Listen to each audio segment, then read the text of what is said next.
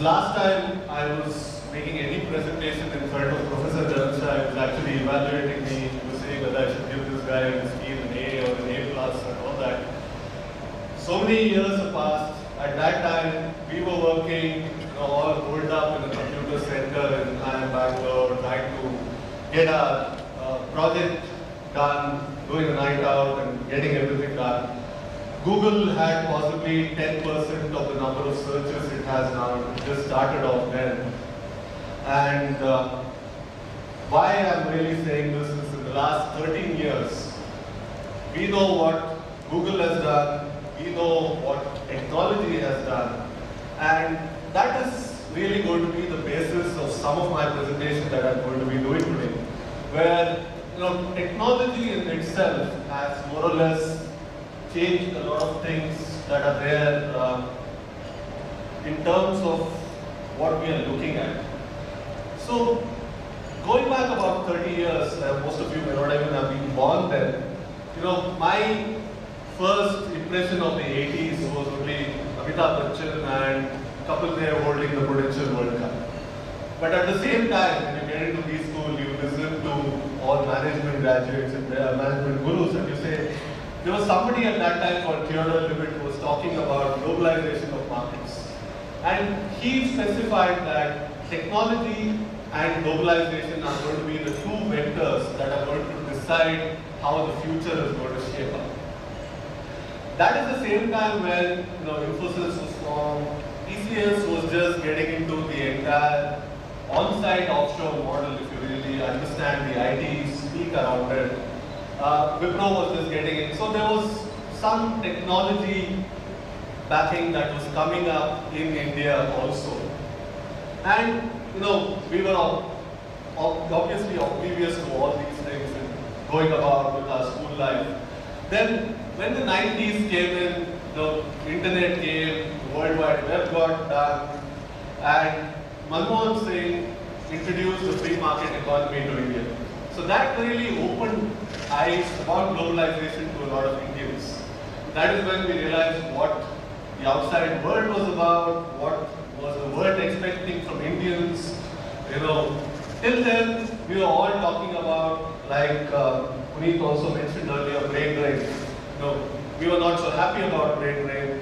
A lot of our relatives might be going abroad, studying there, coming back, or doing research there, getting good jobs. But then, some of these were about to change. And a couple of things that also came up then were Google and the now famous Y2K, which really transformed the Indian IT industry as such, because that is when a lot of companies began realizing, a lot of global companies began realizing the potential of Indian people when it came to information technology.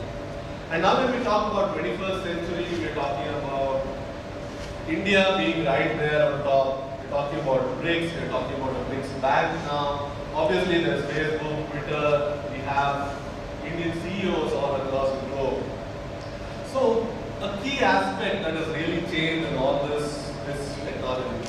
Technology has governed most of the change that has happened in the world, made it a better connected world, made it an interconnected world, and now what we see most of the times is what is governed by technology.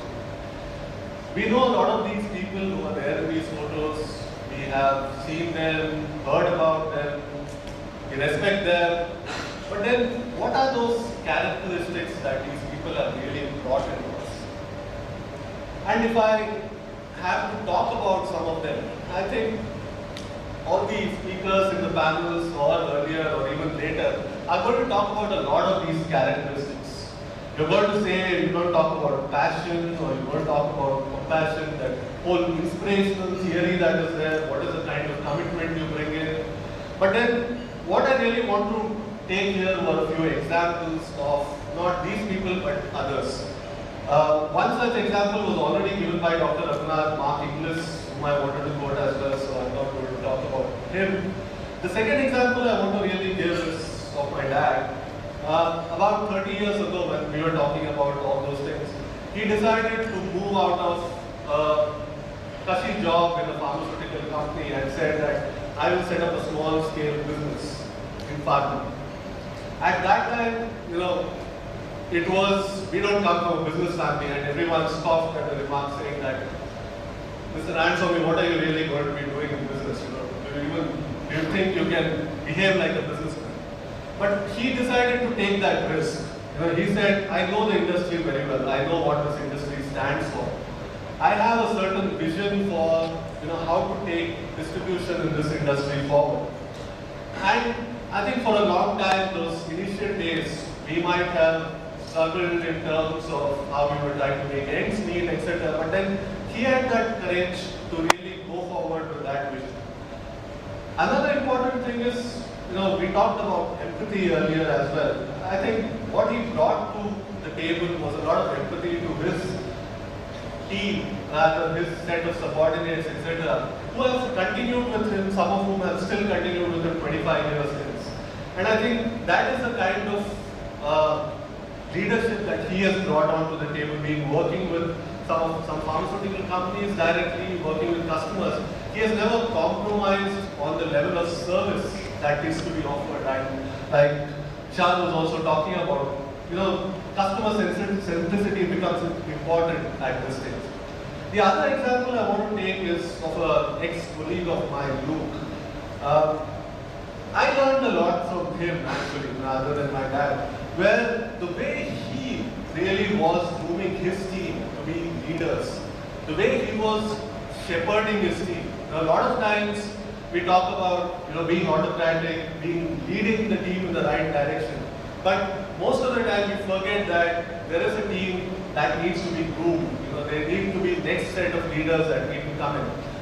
And he was just going about his normal job, but then the amount of respect that he received was much higher than the CEO of that company. And now he's quit his job. He coaches girls football teams in Bombay, and he has been a fantastic coach. He has helped them win a couple of tournaments and all that. But that element of mentoring, coaching becomes really important. And there's not one single characteristic that really molds leader. There are multiple facets to it. And in this era of globalization, we really need to understand that part. So what is really making Indian leaders come up in the last few years? The fact that we understand who's the consumer. China and India possibly form the largest set of consumers for companies globally.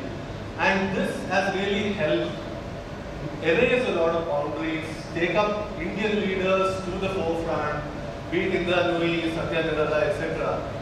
The world is now understanding what Indians stand for, the kind of commitment we bring in. We spoke about hard work earlier.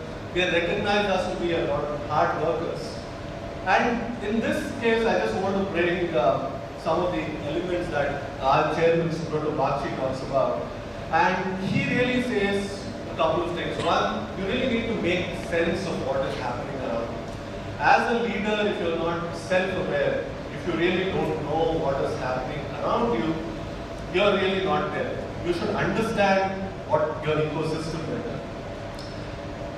Just to take an example also of how this entire geographical boundaries have played out, especially in an industry such as ours. Maybe 15, 20 years earlier, there was not much of outsourcing or offshoring being done by a lot of companies. It required Indian IT leaders to really spend a lot of time with customers out there. And just citing an example of one of our Swedish customers where our leaders possibly in the span of 6 months made about 25 trips just to make them understand, make them culturally sensitive to what exactly it stood for, what exactly the IT industry in India stood for. And this is what really differentiates, in the sense you need to make that investment, you need to go that extra mile at times to really convince your customers, your audience, to make them realize what is it that you stand for. And in all this, a very important element is what has really worked for me. And I would cite my examples and a few others as well. Is few things that I have learned from my previous experiences with working with leaders, working with companies. Empowerment plays a very big role. In my previous company, they used to really empower a lot of the front-end folks to take decisions. Ensure that, customers don't wait for your decision.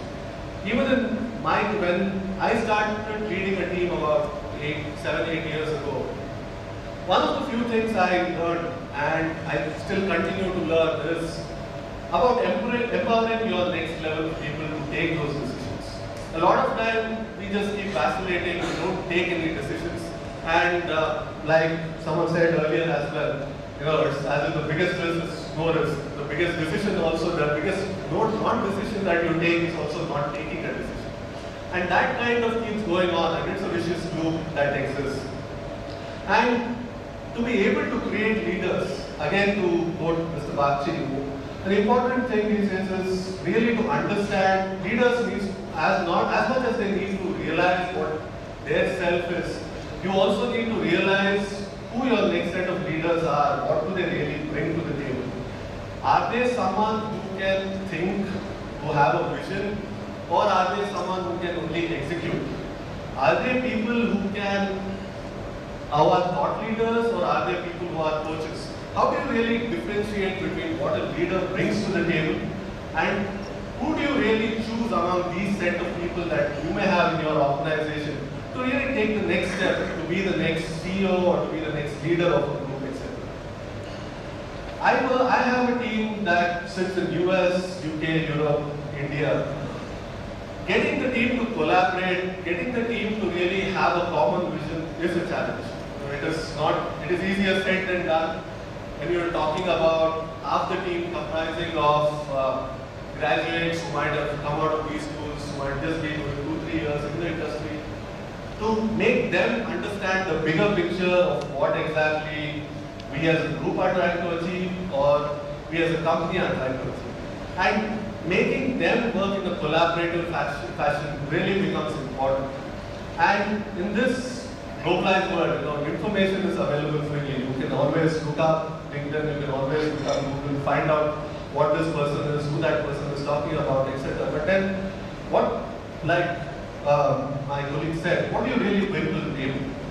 What is it? How do you recognize what a person brings to the table, and how are you able to get that person to really understand what is required from him? How can he grow as a person himself?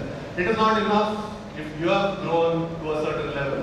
And when Mr. Bagchi decided to become a gardener, that was one of the key things that he talked about. Where how can I sow the seeds now or reap later, and not just talk about me being a leader myself. And this sharing of vision, this focus becomes very important as we go about it. And what we really need to have a lot of times is the right kind of trust and belief in your team members. Mistakes do happen. Everybody has failed sometime or the other. I have also failed. But it's about how your leaders are able to back you up and how you're able to motivate yourself to get back and do the right things. Ensure that you build a successful relationship. Ensure that you have the thoughts to really go beyond. Take a risk once in a while, take a bitter pill once in a while, but then always come back and stand tall and just deliver what you're supposed to do. So that's all I have to say. Just leaving with some words, what has inspired me in the past and what continues to inspire me. Thank you.